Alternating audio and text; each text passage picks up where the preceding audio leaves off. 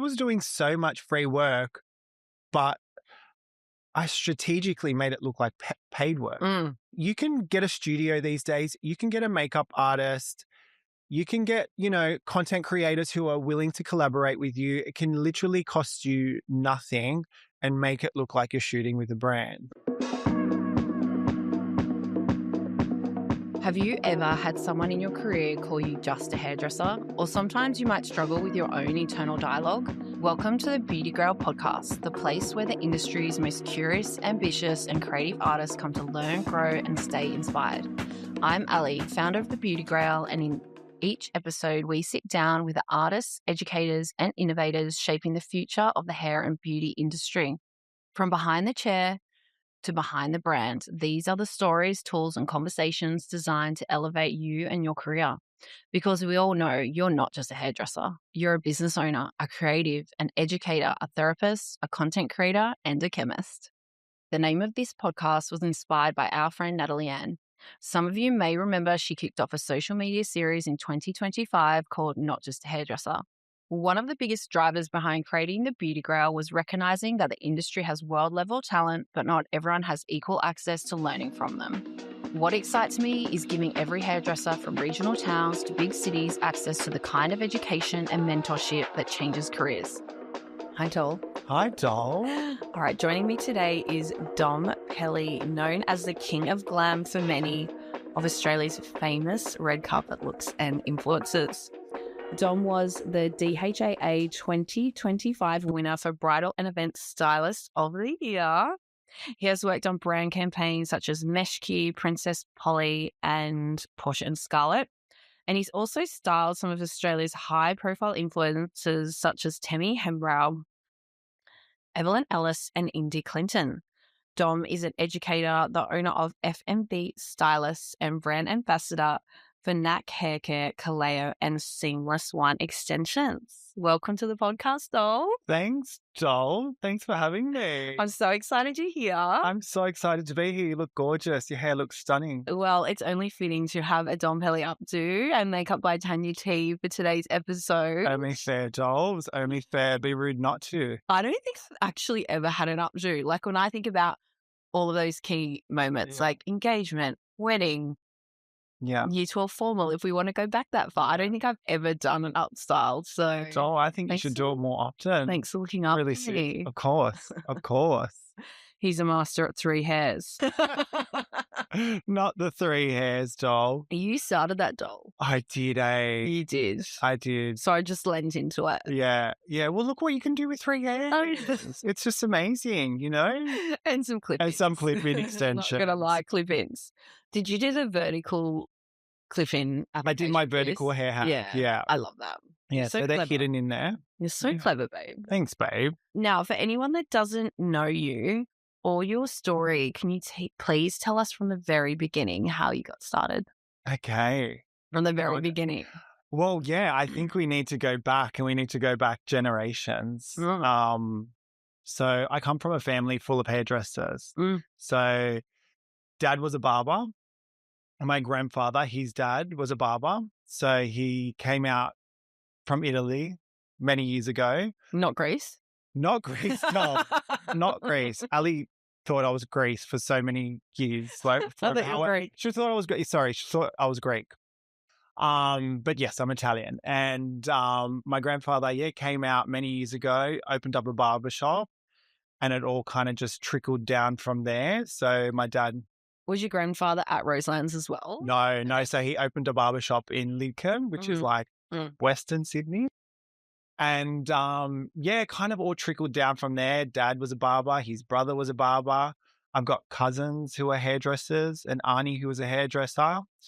My sister's a hairdresser. My brother went and married a hairdresser. Like, we needed more hairdressers in the family. My mum was like, couldn't you have found a beautician or something? I don't really need. Can you diversify? I don't need another hairdresser. Give me, a beautician or something. All started way back then, and Dad opened up a salon in Roselands, which is southwest Sydney, and me and my sister grew up around the salon. I remember going to work with Dad and school holidays. I was like, "Can I come to work with you?" And um, I loved the salon. I loved being in the salon as a little boy, and I was really spoiled by all the staff. And um, when he actually bought the salon off the previous owner, it was just a barbershop. So he actually changed it into ladies and men's. And yeah, I guess, yeah, growing up around hairdressers kind of inspired me. I remember being in high school and I was not liking school, and I was like, what am I going to do? And my dad almost talked me out of it. Did he? Yeah, he was, I remember. Why do you think that is? Because it's hard work. Oh, I think, for him, he comes from a generation where they were just such like workhorses. Like him running the business, he was like working like seven days a week. And yeah, I kind of, in a way, like it came with so much sacrifice for him because I didn't see him a lot growing up, which was hard. And I think he actually, part of him had a little bit of regret there, like that he did miss out on so much with me and my sister. But, it's just that generation, that mentality, like, couldn't leave the business. And I guess things were like that back then. So yeah, he kind of took me out of it and I wasn't liking school. And I was like, no, I think I want to do this. And my brother had married his wife at the time, who was a hairdresser. She had a salon out west and she goes, come work for me. And I was like, all right, let's give this a go. How old were you when you left school? I was 16. So I went to year 11 because I didn't know what I was going to do. So I was in year 11 for just floating around. And I remember my actual science teacher said to me, what are you doing back here? Like, what are you doing back here? And I was like, what do you mean? I'm trying to give it a go. And he's like, he said to me, go and join the family business. He said, you're no good here. Some teachers are so savage, aren't they? Yeah. So I did. Yeah. So I left and I went and worked for my sister-in-law. And then my sister was working in another salon at that time and she came over and then we were all working together. So I was working with my sister-in-law and my sister, who were both senior hairstylists at the time. And yeah, it was in your sister-in-law's salon, yeah? In my sister-in-law's salon. So we both basically worked for my sister-in-law. And yeah, my sister-in-law and my sister really inspired me. They were really good hairstylists. They still are today. They're still hairdressing. And yeah, they just really encouraged me.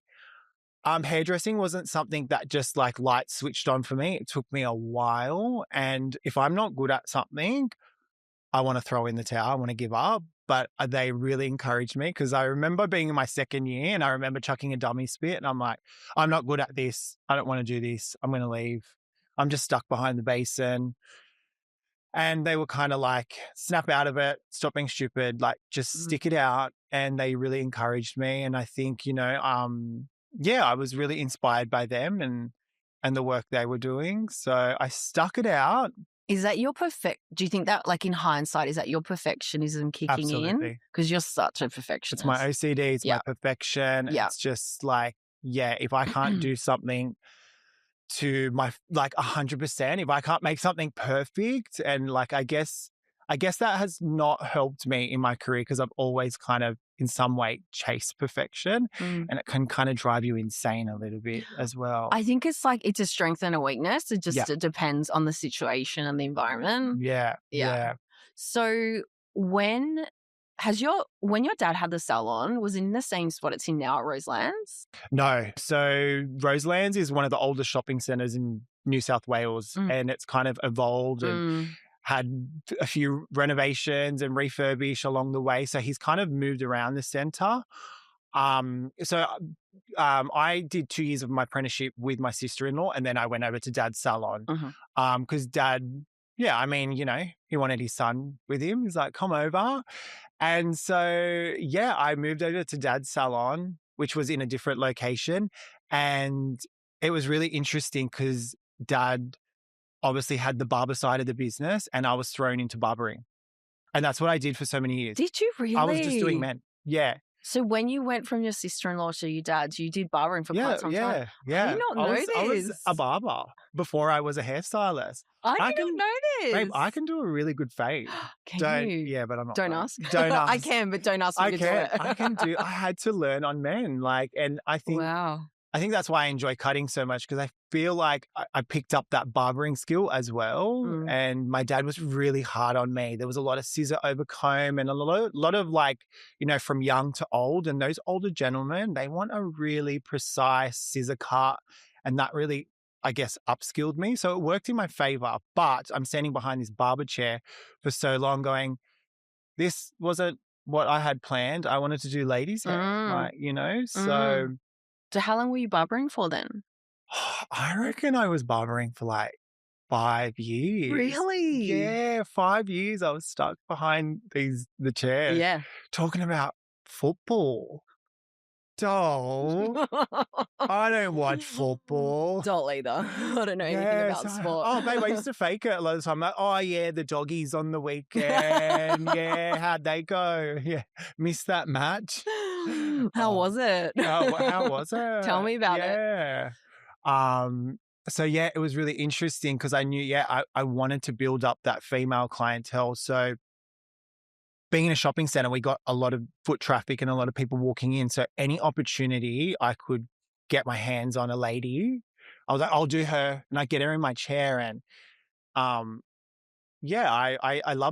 was passionate about doing ladies' hair, and I'd win them over. And so I started building this female clientele, which eventually pulled me away from that barber side of the business. And men started getting fed up because I had all these bookings and men just like to walk in, right? And they were like, oh, we can't get Dom anymore. And the more I did ladies, I finally was like, okay, I've finally built up a clientele. And Dad kind of realized. I was about to say, how did your dad feel about that? He was like, he doesn't want to do barbering. No, he was so good about it. He's always supported me. And I think, he kind of loved that the ladies loved me as well. Dad's a bit of a ladies' man himself. So I think he was like, I've seen that viral TikTok of him. I've seen that viral reel of him on your trip. Oh, God. Pulling up the chair. Pulling up the chair. Yeah. So, I eventually found my place in the salon, and that was doing ladies' hair. I'm so shocked that you barbered for 5 years. Yeah. I never knew that. Yeah. Do you think people know that? No one knows that. I mean, you heard it here first. Yeah, I knew. Obviously, you took over your dad's salon. Yeah. I never knew that. No one knows that. Crazy. Today's episode is proudly sponsored by Natalie Ann Hair Care. When you've spent years perfecting your craft and educating the industry, you don't just put your name on any product. You create something that reflects everything you stand for. That's exactly what Natalie Ann has done. A professional hair care range built on real expertise, designed for stylists who demand results and clients who expect the best. And her latest launch, the Sleek and Smooth range, a smoothing balm and styling brush made for the flawless slick back styles. No flyaways, no crunch, just polished perfection. Discover the full NA range at natalieann.com. What were some of those early influences, and was there ever a moment when you realised hair was your thing or that you were onto something? Yeah. Or were there many moments? There were many moments, but if I go way back when, those early days, I've always been really competitive with myself as well. And a moment I remember in my apprenticeship was, and I think only my generation of hairdressers would know this, is there used to be IHS competitions. And they were, What is it? Do you know what that stands for? I think H&S is Hair Society, but I don't know what the I stands International? for. Maybe Industry? International? Well, anyways, so we used to have these hair competitions where there was all different categories, very similar, I would say, to our digital hair awards, but everything was done in person. So they would hire these big conference places, and all hairdressers from around your state would come together and enter into these categories. And you would win first, second, or third place. And you were recognized for winning, that place in the IHS comps, which was quite big back then. And me and my sister and my sister-in-law, we would enter into these competitions. And I would do really well in the event and bridal sections. So you were entering bridal styling back then? Back then. Wow. And my sister at the time was really trying to she loved doing bridal and it was her thing. It wasn't really my thing. And I would go into, because we'd have to compete with each other. So we'd be in the same section. And I wouldn't think too much about it. Like she'd be practicing for weeks and I'd just be like last minute, like, oh, I'm going to enter that category. And I remember we were a little bit competitive with each other as well. And I kind of, didn't think too much about it. And I'd take home second place. And then I took home first place and she didn't take anything away. Oh. Yeah. And anyways, because I ended up winning these state competitions, they invited me to go, they do a big national competition. I remember I was like a second year apprentice and I entered into the formal event category and the bridal event. And I traveled over to Perth with models and makeup artists. I was only young. I was only like 19 and I took away first place in both categories. At 19? At 19. And I was like winning that and my competitive nature, I was just like, I guess like that was a moment where I was like, I like this industry. I'll stick around. Yeah. I love that. Yeah. So it's just interesting. And that was that when you first started getting serious about, upstyling red carpet bridal? Like, was it bridal first for you? Yeah. Well, no, it wasn't bridal. Bridal didn't come first. I think I just started I started getting booked in the salon for event styles and people like formals and things. Yeah, formals and things. And I guess our clientele kind of got to know me that I was kind of skilled in that area. Because I guess there's not every hairdresser is skilled in styling. Like a lot of us, well, I was a colorist before I was a stylist. But well, I was a barber. I was a barber. You're a barber for a little while then there. A colorist and a stylist. Yeah, so crazy. So I just any chance I could get, I would tell my client, I'll do your hair for your event. And then eventually some of my clients were like, oh, can you do my hair for my wedding? And I was like, I don't do bridal hair, but but I do bridal hair, because what is bridal hair? It's it's very similar to what I'm doing in the salon right now. So I was like, I can do this. And back then they used to come in the salon. Yeah. Like now, all we on travel. location. We go, it's all on location. So they'd come in the salon and I didn't even know what to charge back then. And I was charging $99. You know what? My first bride, I charged her $50. $50 because I was an apprentice and I was like, I told her I could do it. And I was like, just $50, man. Yeah, I'm like, $50 will do, doll.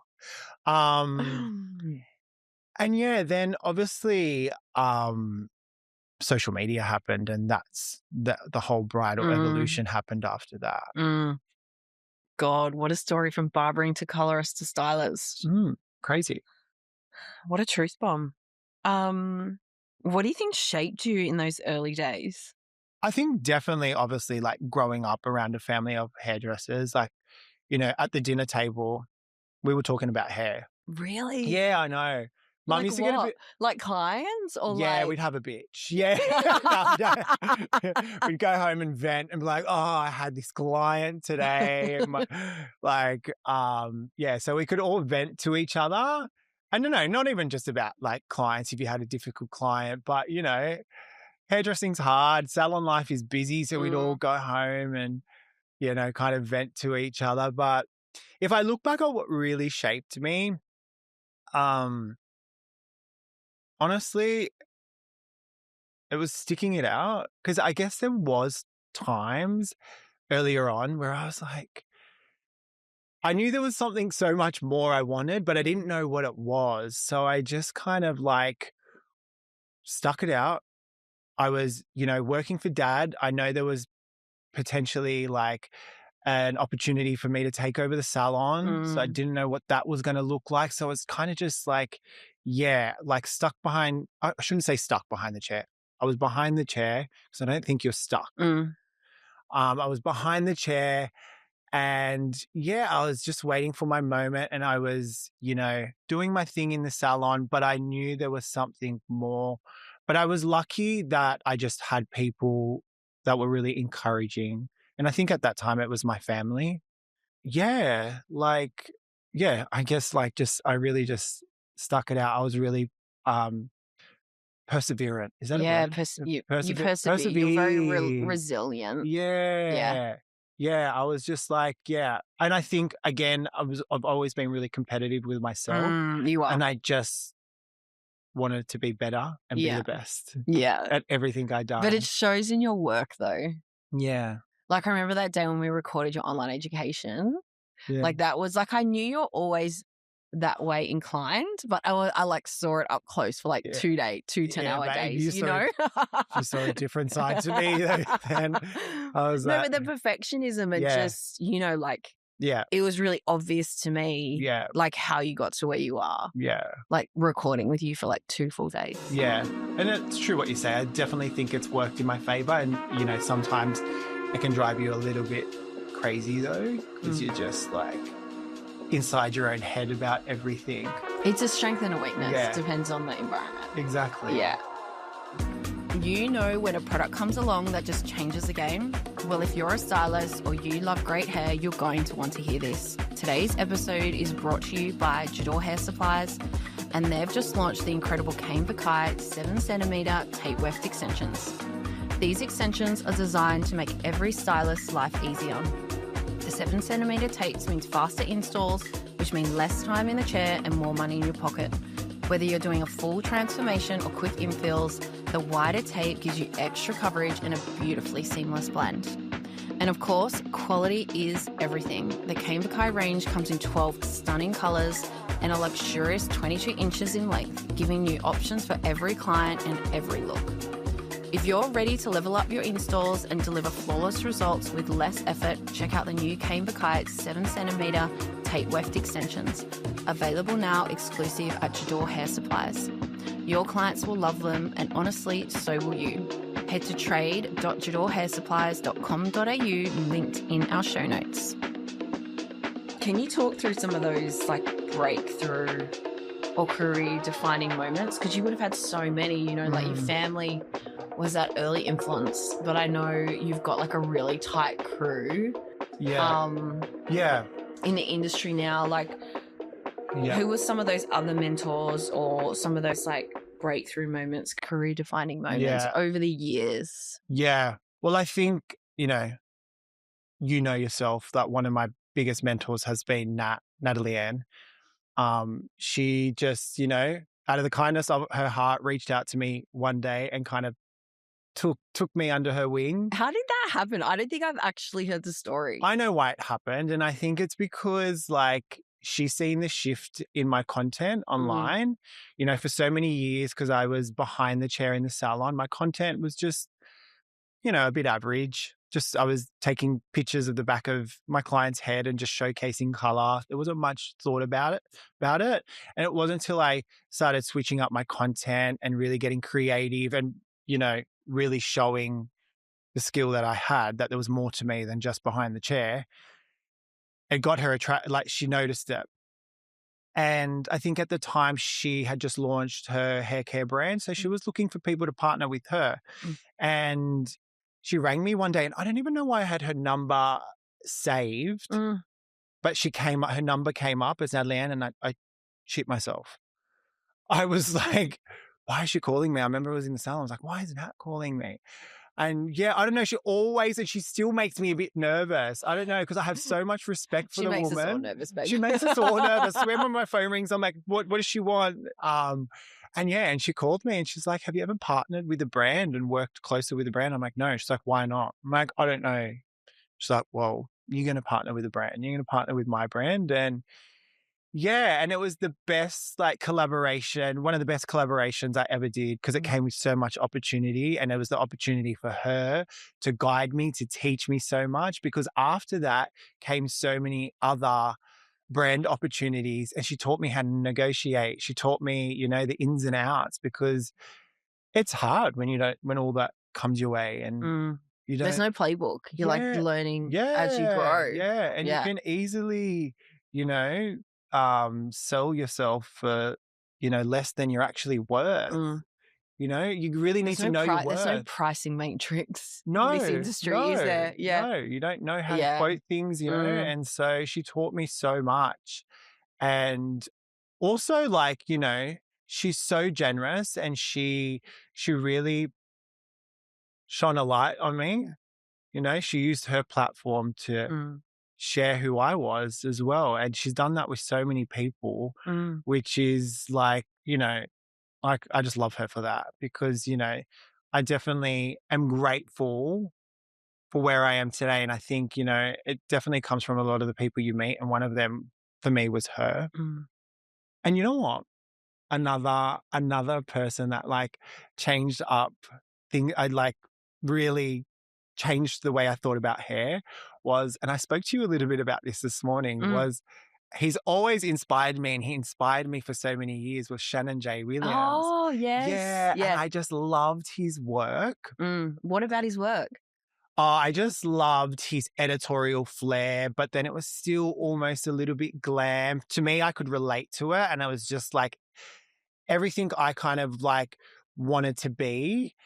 And I just love how he just worked with hair and how, I don't know, it just looked so effortless, and he would just play around with shapes, and he just made it look so good.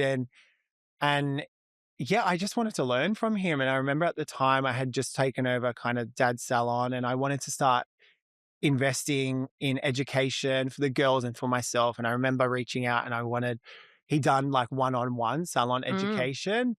And I got a quote, and I kind of didn't have the budget for it at that stage because I kind of just started taking over the business. And I was just like, all right, stuff it. Who cares? I'm just going to book it. And it was the best investment I made because he taught me not what to do, but what I wasn't doing, what I was what was being left out that I wasn't doing. And I talk about this so much in my education and its prep work. Like I just noticed how he prepped hair so differently. And I was like, I'm not doing that. Why am I not doing that? And yeah, it actually changed up the way I styled and the way I thought about hair. I love that. How did you find him? So Like the social media? socials, yeah, he was really popping off at the time. He was like the go-to guy for a lot of the fast fashion brands. And he just looked expensive. And I was like, I want to be like that. Like I was so inspired by him. And how did you feel about that investment afterwards? Oh, it was worth every cent. Worth every cent. And that's why sometimes like I know investing in yourself and investing in your team can get quite costly, but it pays off. And sometimes if it's just like, if you're just taking away a little bit, like I wasn't there to copy him, but there's like certain things I took that just changed the way I styled and the way the hair that I created looked. Because you take that learning and you run it through your own lens and your own practical application and make it yours. Yeah, it just, whatever I was doing, it just elevated it. It brought drama, like. Love that. Yeah. And going back to the story of Nat just for a minute. Yeah.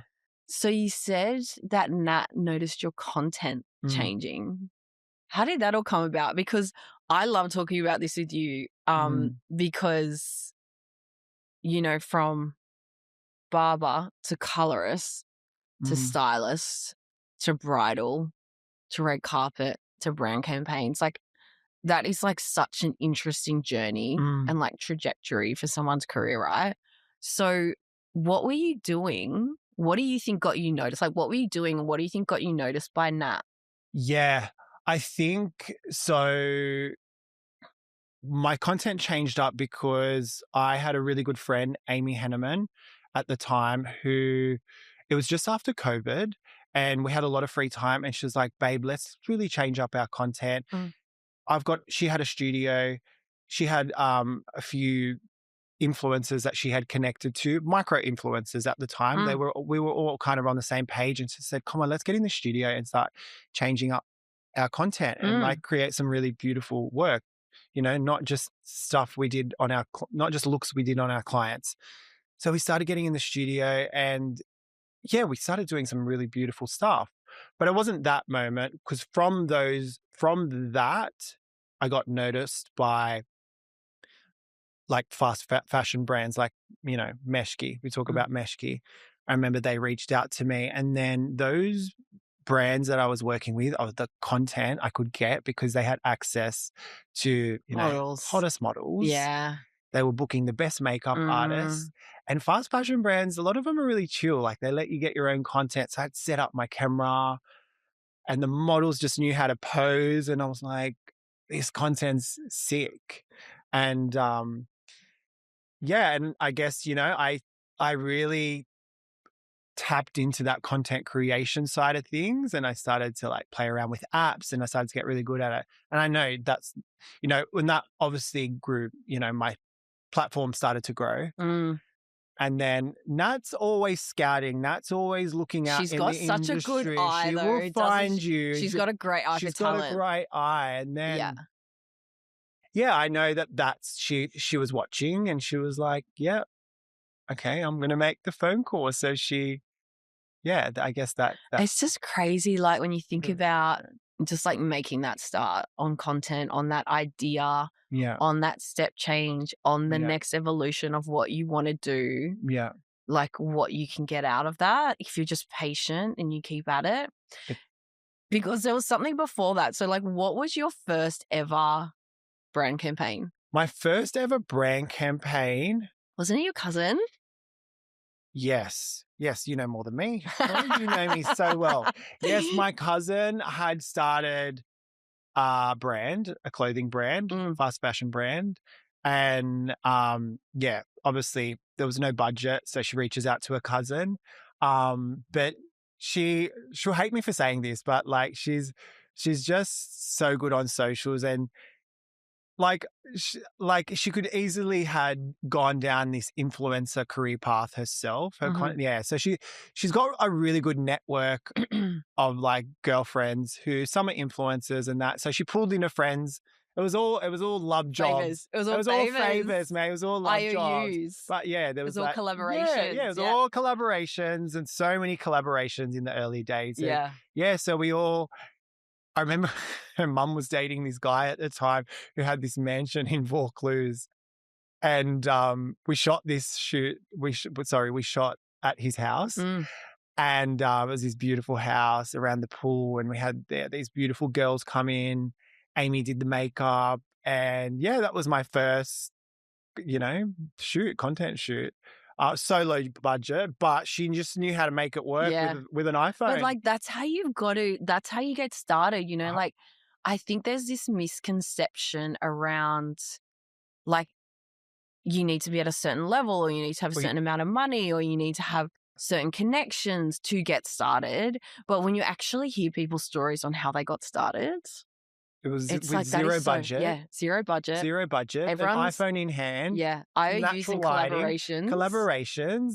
Someone's borrowed house. Yeah. Insane. You just make it work, and you've got to start somewhere. Yeah. And if I look at my cousin now, she's doing so well. Her brand is doing so well. Tammy Hembrow just posted in her clothes. Oh, so good. Like she's had big breaks now, and because she's just been consistent as well. And she started. And she's figured it out. Yeah. She's got money to pay me. That next quote, there'll be a few extra zeros on the end of that. I mean, it's interesting. You got to be scrappy. You got to be resourceful. In the beginning. And it'll just pay dividends. 100%. Babe, I was doing so much free work, but I strategically made it look like paid work. Like you can get a studio these days. You can get a makeup artist.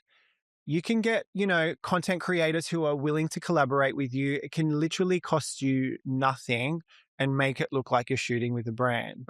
And, some people aren't looking at your tags and that. They're just scrolling through and like, whoa, look at that piece of content. And it might be an influencer. It might be a brand. It could be anyone that just noticed that time you invested. It's just time. You just need to invest the time and make sure like, I think you're very good at like making the most of, how to make the most of an opportunity as well. Yeah. And I didn't know you back then, but I feel like that's something that's ingrained in you.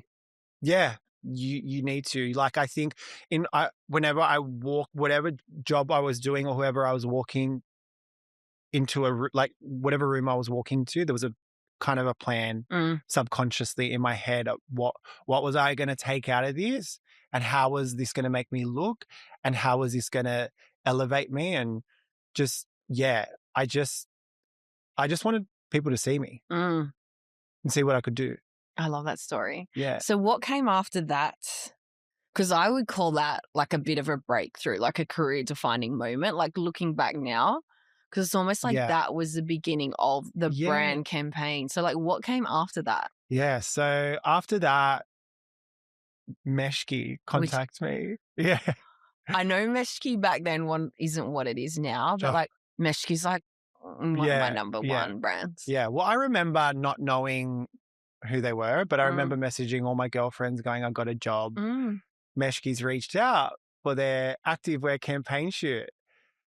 And everyone was like, what? Meshki? You're like, kidding. Yeah. I'm like, yeah, Meshki. Yeah, so cool. And like, I remember back then, I had no shoot etiquette. I didn't know how to turn up. I didn't know what should be in my kit. I was just fake it till you make it. Like, so yeah, I remember they kind of briefed me on the looks that I was going to do. And I turned up to this big studio. It was actually a big budget for their it was a unisex activewear range. Oh, were they unisex back then?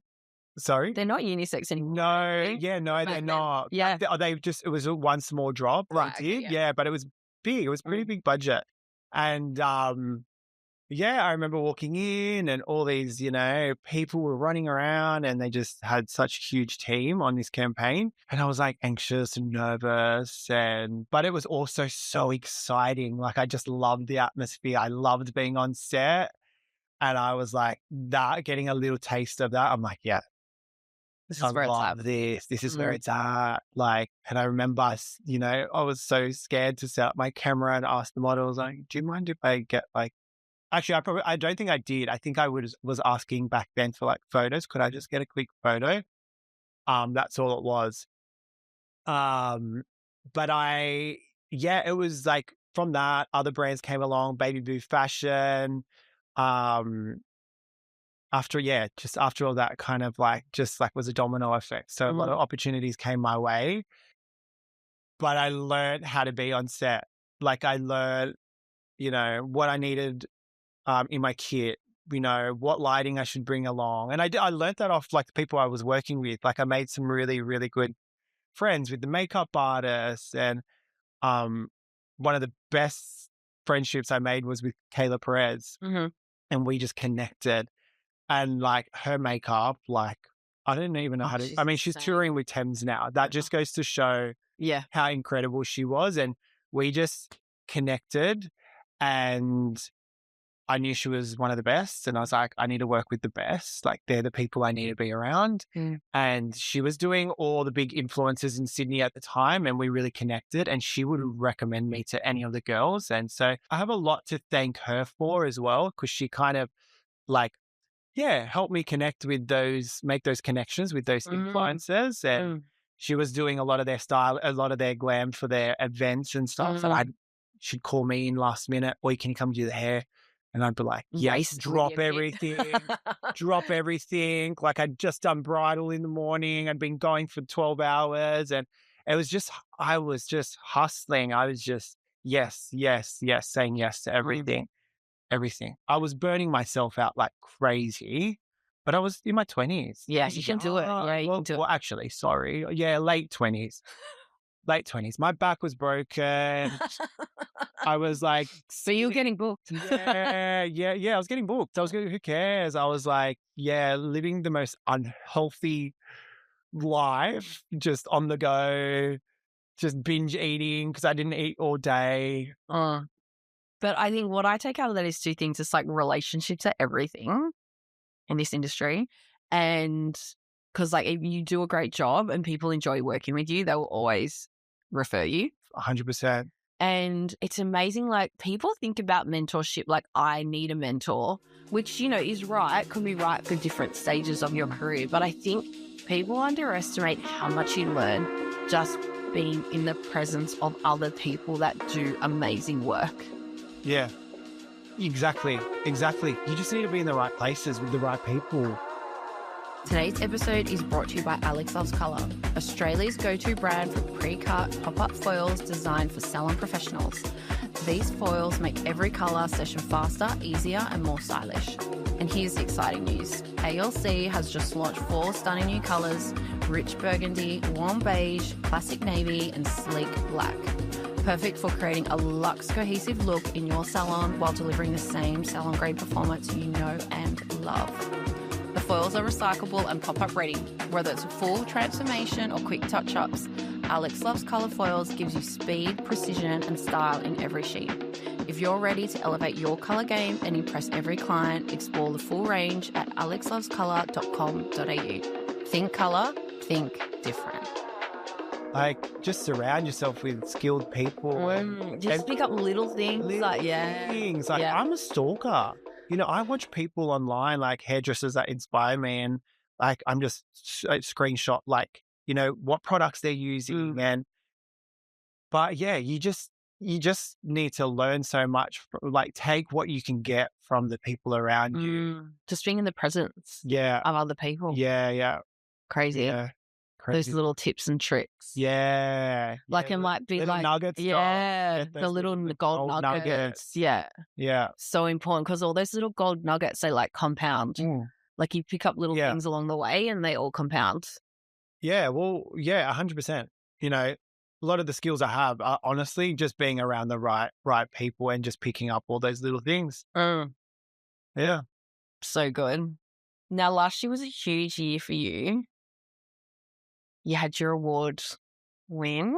Yeah. You went to Europe and you were on holidays with your dad, but you also did some bridal over there, which is amazing. Yeah. Ambassador announcement for Kaleo. Yes. You're exclusive with NAC now, which is insane. Yes. How has your brand continued to evolve from like the early days to now? Like outside of like the journey of like barber, colorist, stylist, brand ambassador, educator, like how did that evolve and how do you see that evolving for this year? Yeah. Look, I think at some point you just see all the hard work start paying off. Well, you know, just going back to what we're talking about, all that hustle, all that saying yes, all that making yourself available. And that's making yourself available for things you don't even know whether they're going to benefit for you. I was just, for so many years, you know, working for free, collaborating with other artists, being in the right place at the right time, and just being available. It finally started to pay off. And people wanted to pay me. You know, those brand deals started coming. Yeah. And I didn't even know that existed. I didn't even know that was a thing. Well, I don't think it's been a thing for a very long time. But finally. The last couple of years. Yeah, I would say the hairstylist is now the influencer. 100%, can be influential in our own industry. So those hair care brands now are like, hang on, we want to partner with you. We want to collaborate with you. You inspire the industry. It makes sense for us to partner with you. So I think initially it was a little bit overwhelming because I didn't know how to have these conversations with brands, but Nat taught me so much. And then I just got the hang of things. I knew what to ask for. I knew how to make sure it was the right alignment, like that we were the right people. Right fit for each other. But yeah, last year was one of my biggest years. I mean, you know, taking home the DHA title. So excited. Right on that. I know. She cried. Oh my gosh. She was overseas for Paris Fashion Week and I get a voice note and she's crying. Like my mom was. I was just so happy for you. So the story goes that Jewel from Modern Day Social and I were in Paris for Paris Fashion Week with Renya and Wella and GHD for the Age show. And we're in an Uber. We're going somewhere like you just Uber everywhere. In Paris, it's like so expensive to Uber everywhere, but you do because you're in a hurry. And I'm like scrolling Instagram and I knew the awards were on and you posted your reel and I was like watching it and she was like, Al, are you okay? I'm like, oh my God, It babe, was, don't want the DHAs. And we, I was like, you just know, so happy. I'm like a happy crier yeah, as it was well. so cute. It And I was was so just cute. so over the moon with you because I think, I've seen how hard you've worked the last few years. Yeah. And I know how much you worked on that submission Yeah. and how much you wanted it as well. Yeah, and I was gaslighting myself as well because I was like, it's fine, guys. If I don't take home the title, it's fine. But inside, I'm like, I really wanted it for myself. I just Yeah. wanted it for myself. Yeah. So, yeah, that was such an achievement. And yeah, I was so excited and I was on such a high. And yeah, I obviously as well partnered with Kaleo last year, which has been amazing.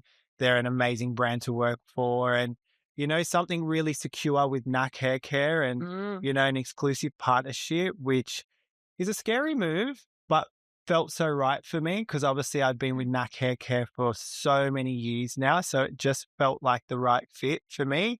We use their color in the salon. And, it's actually something I actually wanted for so long, but it was just timing. I wanted something a little bit more secure.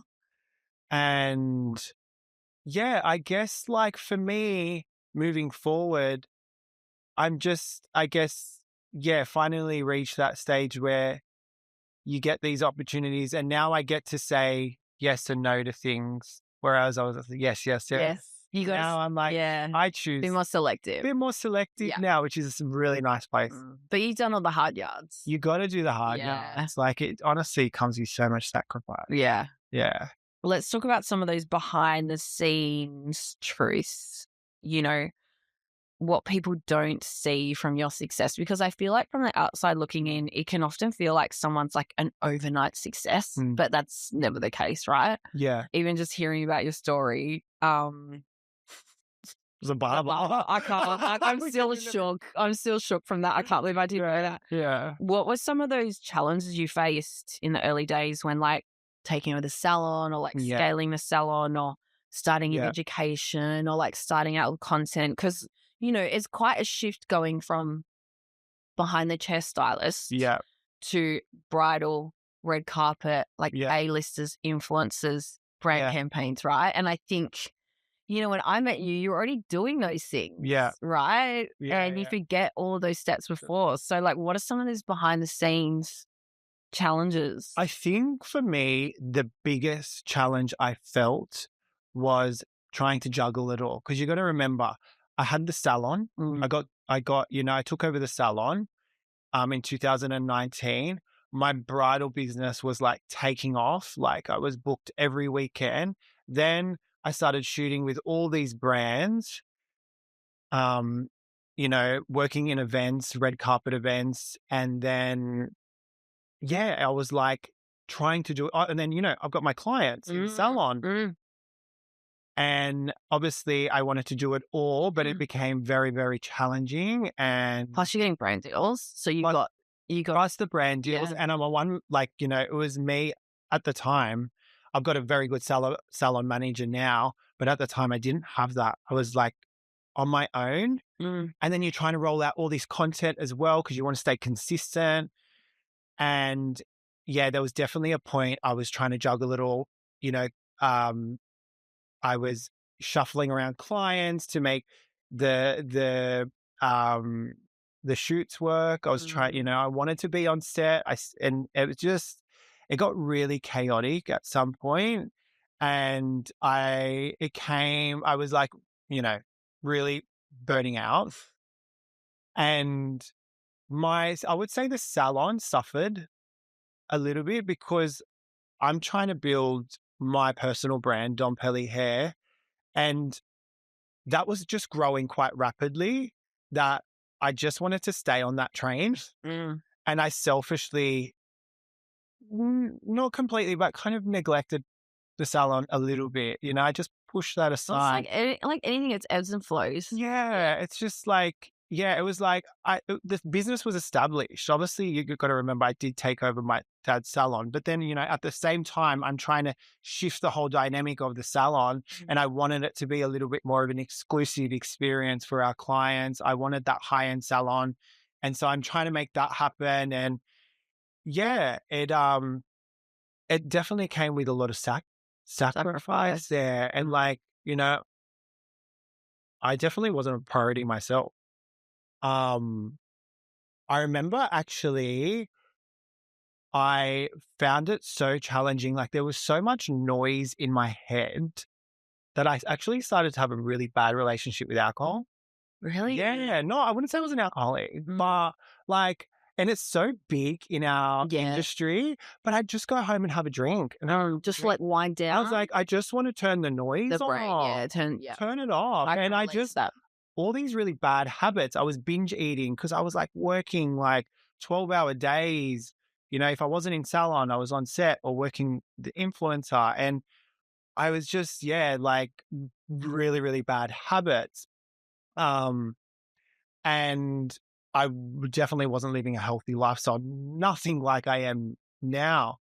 And it was just me not putting myself first. And I'd go home and have that drink just to wind down. And I just knew there was some bad habits I needed to like really, it's just not who I wanted to be. And I got to a point as well where I couldn't perform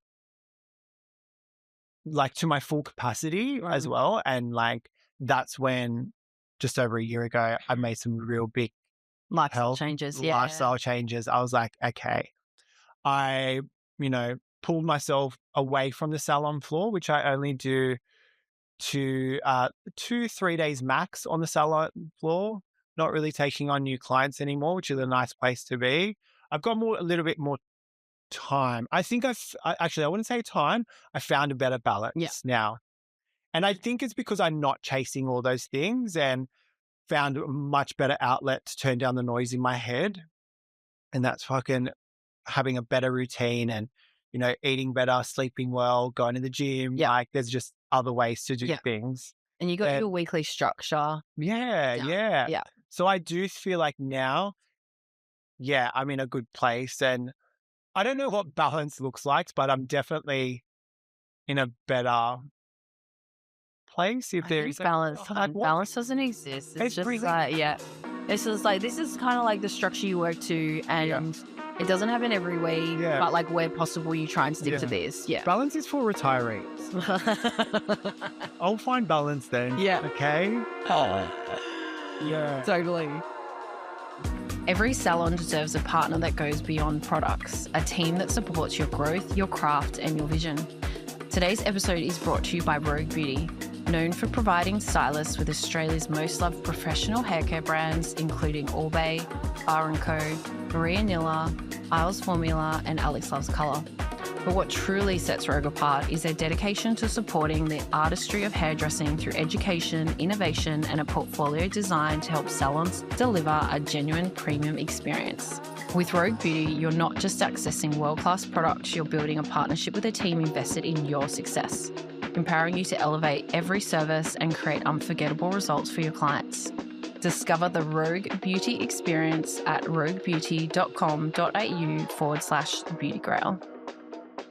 Now, talking about some of your red carpet styling and the A-listers, you did your iconic look on Tammy Hembrow for her wedding, which is just so stunning. We filmed that for Online Education. Evelyn Ellis, you do a lot of work with her.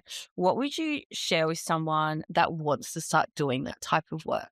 Well, I think my relationship started with Tammy before her wedding, and it was because she liked my content at the end of the day. Which is crazy. Like, think about that. Like, that's how Nat reached out to you. That's how Tammy reached out to you. Like, there's so many opportunities in content. So this is my experience. I'm going to be completely honest.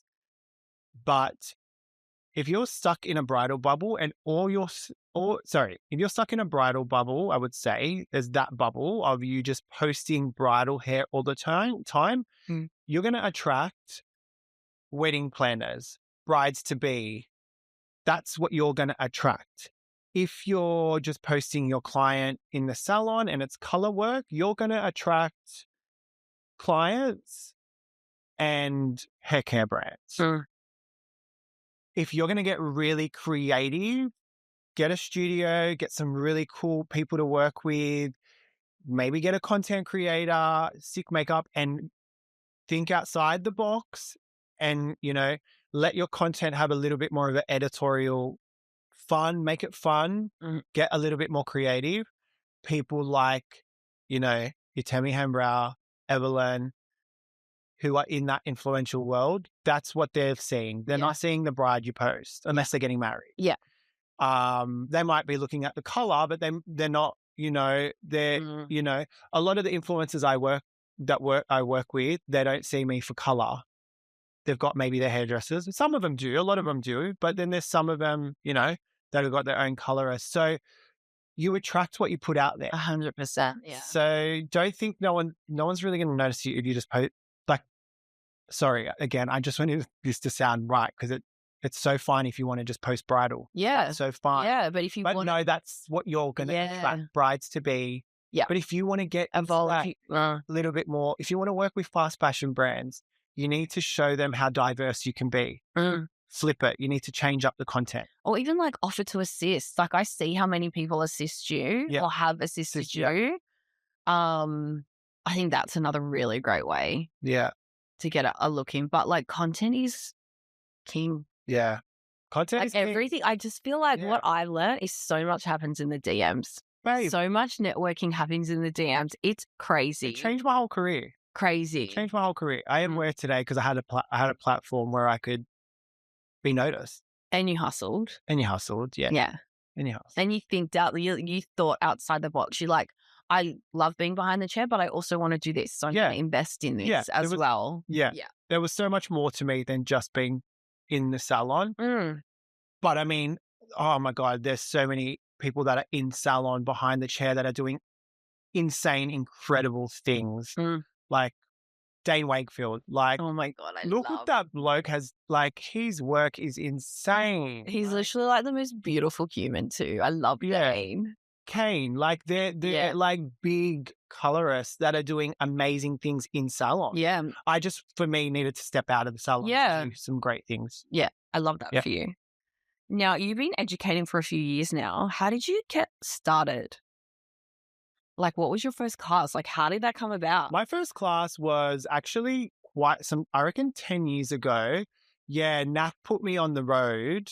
Yeah, they were like, can you go up to, I think I went up to Queensland with another educator of theirs and taught a color class. Color. Yeah. I mean, you are a great colorist. Well, I was a colorist before. Yeah. I was a stylist. So yeah, they sent me up there and the girl that I was with, Stacey at the time, I really connected with her. So obviously I was a bit nervous and yeah, it was like very different because it was obviously I was teaching color. So I remember doing 2 or 3 classes for them, but it was very intimate, much smaller than what I'm doing now. And then, yeah, I don't know. I think I started to get like the thought of it. I did it then and then I kind of left it behind and I used to get really anxious about the thought of educating. I had this imposter syndrome. I was like, no, I'm not an educator. I'm not smart enough to be an educator. I'm not as put together as these other people. Like sometimes I can't put a sentence together properly. Like, why are you laughing? No, you know what it is. Like, no, like that. I'm just maybe you haven't had at school. Like, maybe, I'm not like maybe if you've not had a coffee, but like. That's probably worse if I have a coffee. Then I'm jittery and I'm like, I can't put things together. I actually see it as in not that at all. I actually see it as just your perfectionism creeping in. Okay. Well, I don't know what it is, but I just had this self-doubt about myself that I wasn't good enough and that I felt like a little bit like of a catfish to get up and teach. Like, I'm like, I don't know. Like, I don't know. I just had all this self-doubt in my head. And I remember Nat asking me to not teach, but get up and do be on a panel for main stage. And we were talking about content creation. Was that last year's one? No, that was like 3 years ago. Oh, wow. 3 years ago. Yeah. And I was like, you got to be joking. Like, I've got anxiety about speaking in front of a classroom of people and you want me to get up and speak about 500 people? And she was like, yeah, I reckon you can do it. And when Natalie Ann tells you can do something, you're like, okay, she said I can do it. And, in my head, I was like, okay, this is going to go two ways. I'm going to go up on this panel. I'm going to fall apart, have a panic attack, and I'll never do this again. And that will end my career of education. Well, turns out I didn't. I had anxiety. I was nervous. I got up there. I spoke. I actually, probably spoke too much. They were trying to get the mic off me. And I was like, oh, yeah. And I was like, yeah, I was fine. I was anxious and nervous. And then I connected with one of my good friends, Josie Morgan, who said, hey, do you want to start doing some education? I'm going to launch my education. And I think there's so much more value in a collaboration, two of us. And I was like, yeah, this is my perfect way in. Let's do it with someone first. Because she was really, really good at education. Like the way she put her classes together, I was like, yes, she's the person I needed to be with. So we did our classes together and I loved it. I was like, I love this. I love that I can now finally, I'm always a little bit nervous, but we spoke about this as well in the car today. We're talking about how you kind of reach a point where I guess you kind of like found your place in the industry where you can show your vulnerability a little bit more. And I wasn't scared about looking nervous or that I got something wrong or I said something wrong. Like I've done classes where I'm like, okay, this didn't go the way I thought it was going to go. Because obviously I teach styling. It's very creative. It's very visual. So sometimes I'm like, different hair types. And that's just the reality. This is what happens in the salon. So I'm like, I'm not going to try and fake it now. I'd be like, oh, this didn't go the way I thought. Let's switch it up. But I'm confident enough to switch something up. And I think that's... And like teach the learning out of that. Yeah. Guys, don't try to make something happen that is not going to happen. Yeah. It's like you need to take a different direction and be confident enough to say, hey, this is not what I thought it was going to look like, but I can do something better. And now I think what I've learned is I just need to be Dom. Yeah. I think it's like nerves are just energy and you're nervous because you really care about something.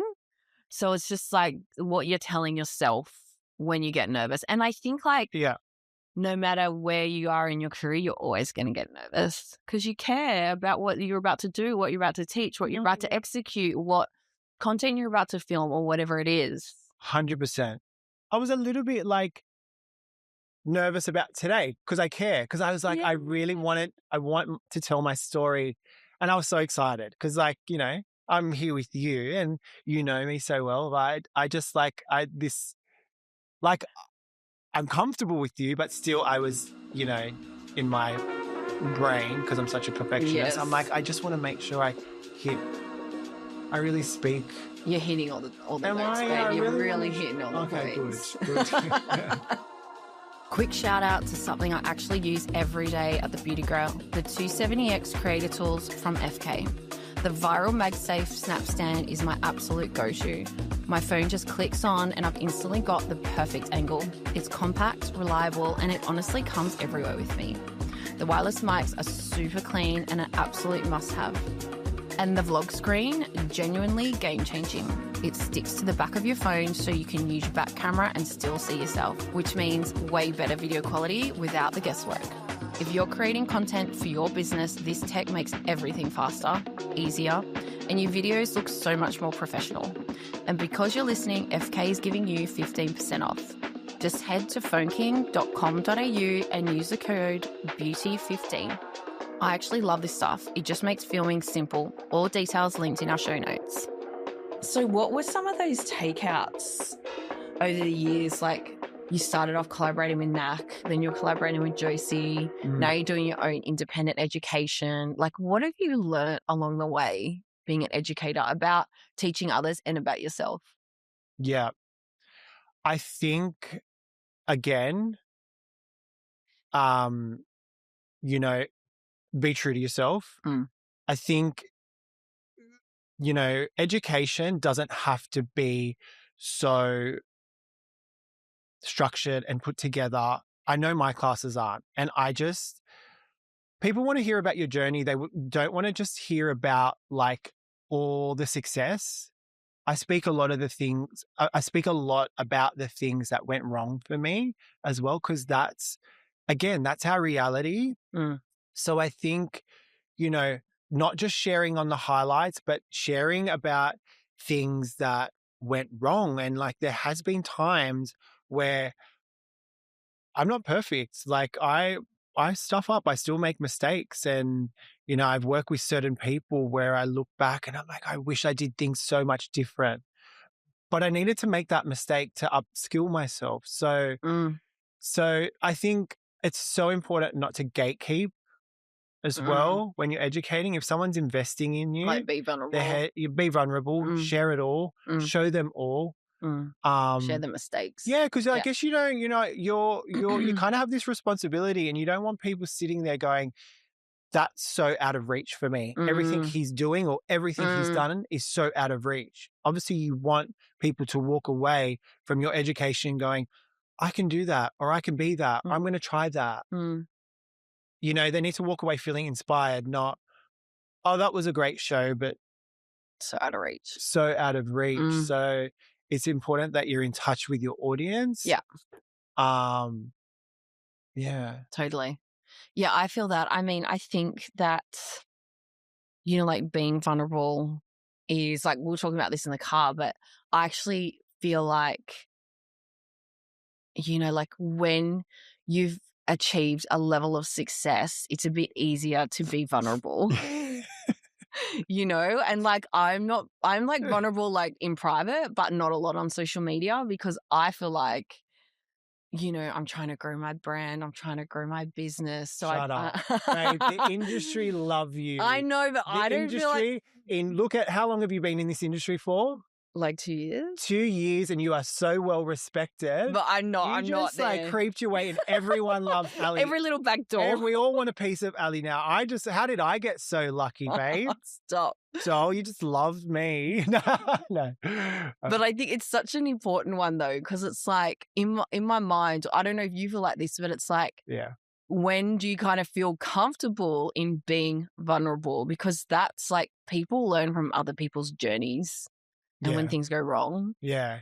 Do you know? Like, it does take some time, I'll be honest, because there was so many years where I felt like I had to be a certain way, or I shouldn't have said that, or I should have done things like this, or even my content as well. I was like, I used to be so like, I would get the ick when I did a voiceover, because I was like, what are you talking about? People are going to judge you for saying that. But now I'm just like, maybe it's a coming of age. Maybe it's a coming of age. That too. And like once you reach a certain level. No, it does. Yeah. It definitely does. You definitely get combination. To a point. But I think also you need to be consistent. Like the more you put yourself in those uncomfortable situations as well, the more you realize it's not that deep. Yeah, totally. It's not that deep. Yeah, calm down, have a breather. Like no one's caring about you as much as you're caring about yourself. Exactly. Yeah. Exactly. It's not that deep. Oh, I love that. Now we're on to Fast 5 lightning round. Do you want to sip? Yeah, have a sippy of oil. Sip. I'm getting to Fast 5. What's a myth about the industry you wish people would stop believing? That perfection exists, that the perfect salon exists, that the perfect salon owner exists. Stop looking in at people or their businesses or everything they've achieved and thinking it's perfect, because we're not, and that can be really intimidating, and that can really set you back, because there's always highs and lows. And even for the most successful people, there's highs, but there's lows. And social media is a highlight reel, and it can be, yes, very intimidating to look in and think that everything's perfect. And you're not doing yourself any justice by trying to chase perfection. Totally. I totally see Even if that's a myth, but like, I feel like we can get in our own head. Yeah, absolutely. People thinking that. Yeah, I love that. I mean, social media is a highlight reel. Yeah. And I think it's actually about like just circling back, like you're in a spot now where you're a bit more vulnerable about the learnings and mistakes, especially being an educator. Like that's such an important part of educating. But yeah, I think like I see a bit more of like behind the scenes of what people are going through as well. You would. Yeah, it was a fly on the wall. And I think it's just like such an important, we just got to stop comparing. Stop comparing. Yeah. What's one thing you think people should ignore and something they should double down on if they're wanting to grow? I think like definitely like I feel like I'm going to go back to the same question, but ignore like, well, don't ignore, but just I think don't try to copy everything. I think really invest in yourself and finding your own style. Like I feel like if you're out there trying to copy everything, you're just not going to look unique. And I think the best thing I did was find a style that I was known for. So like, yeah, invest in yourself and finding your own kind of niche and what you're good at, and don't try to be someone else. Yeah. Because you're never going to be someone else. Yeah. You're never going to be able to be them. Be inspired. Yeah. I think it just goes back to that example you talked about with Shannon, though. Yeah. He was someone that inspired you. You loved his work. Yeah. You invested in the education, even though you probably couldn't afford it at that time, realistically. You just taken over the salon. Ate 2-minute noodles that week. Yeah. And you took those learnings and filtered it through your own lens. Yeah. Like that's just one example, right? One example. And there were so many examples of that along the way. And I like that. That's like such a great way to think about education. Like you need to invest in education. You need to invest in yourself. Yeah. Yeah. Like don't be scared to invest in yourself. But the second priority is to filter that through your own lens, for your own unique style. Yeah. Yeah. And the only way you're going to find that if you're hands-on consistently by just creating. You know, I would say there's so many looks you've never seen, you've never got eyes at, because I was like, just, you know, getting in there and just, creating. But there was a lot of things that I did that I was like, I don't like, because I was still kind of finding myself. Yeah. But it's like, that's so interesting because like the foundation is great hair. That's the foundation. That starts with education and hard work. Yeah. And then like the content, filtering that through your own lens, your style, the content like sits on top of that. Yeah. Yeah. 100%. I love that. An old mentor of mine when I was in my 20s said to me, the skills that got you to where you are today aren't the ones that will take you to the next step in your journey, whether that be the next goal, the next promotion, the next big thing that you want to achieve or that you're working on. What's one thing that you're letting go of and one thing you're really honing in on at the moment? I think like, you know, I've kind of got this title now known as the glam hairstylist. Yes, the king of glam. The Chris Appleton of Australia. And we'll take that. Yeah. I'd, you know, and I think glam, when we think of glam, it's a little bit more structured, put together and that, but I'm loving, and I feel like everything is so much more in the hair world, so much more effortless now and really organic. And we're almost mimicking natural textures. There's a lot of work involved, but it's like, oh, does her hair naturally dry like that? And, you know, when you look at a lot of my styling, it's quite, you know, put together. There's a lot of, you know, work that goes into it. But I'm really loving just, working with like just the way I whipped your hair up today. You know, I didn't put too much prep involved. Yeah. I just want to be known for something a little bit more different now, a little bit more effortless. And I feel like hair care brands love that as well. And obviously, you know, I want those opportunities with hair care brands. So I think it's really important to show versatility, that I'm not just Dom Pelli, the glam stylist. I can be, you know, a little bit more editorial. You're evolving. Yeah. Do you know what I mean? Because you just don't know what's going to come. Yeah. Like you just need to constantly showcase something different. You can't run with the same thing forever.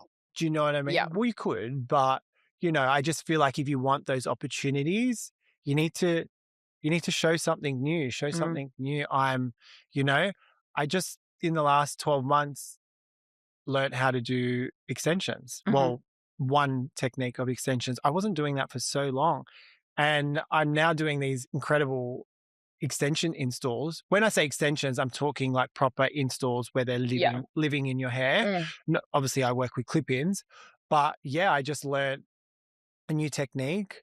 And I love it. And I want to learn so much more because I can just see how you can do these incredible transformations with extensions. And I'm actually attracting a new audience from that. So I don't know. And I just recently partnered with Seamless Hair Extensions in the salon for that. So, I'm really kind of tapping into that. And that can like go from the salon to on set and everything like that. It's amazing how quick tapes can go in, So that can just open up other doors as well. If you've got hair on hand and you can give someone length instantly, you can get booked for so many jobs because you're known that, he's got hair and he can do anything. If we've got hair, we can do a lot of things. So I love that. Yeah. Letting go of old Dom, moving into new Dom. Yeah. Yeah. Big things, doll. So final question, what's the next audacious goal you're working on? I hate that question because I feel like a lot of the things that have come my way haven't necessarily been goals, but I'd love a farm. I'd love some land one day. I'm thinking further ahead, but look, I think, I'd love that. I'd love a farm. I'd love some land. I'd love some dogs. That's right. Yeah, I'd love all that. But I think in terms of like, my career goals, I think being in a shopping center is something that kind of just fell into my, lap there because Dad had the salon. But I think I know it's not a forever thing for me. And being such a huge content creator now, it's come with its challenges. So I would love, one day a Dom Pelli hub, whether that's like a salon / content space. Oh, I love where that. I could run education. It might be a bit of a freelance space, just where like I could do all the things I do and, with natural light and, beautiful space. So that's definitely on the cards one day. Oh, I love that. But for now, we're still in Roseland Shopping Centre. You'll have to come up with a better name than Dom Pelli Hub, doll. I know, I'm just saying, like, it's a That feels so corporate. I know. You have to chat GPT a few more names, babe. Yeah, I know. I'll call out for help when I need that. You're great with branding. I mean, that just feels like... It makes sense. Yeah, it does make sense, right? Like, working with so many hair care brands as well. I have so much content and deliverables. Yeah. It'd be nice to have a real proper, beautiful space. Yeah. Oh, I'll help you style it, babe. Yeah, let's go. I'd love that. Yeah. Well, that's us, babe. Thank you so much for joining us, Dommy. Thank you. This was fun. I know. We have linked all the handles and details from this episode in the show notes. Until next time, my loves. Thanks, my loves.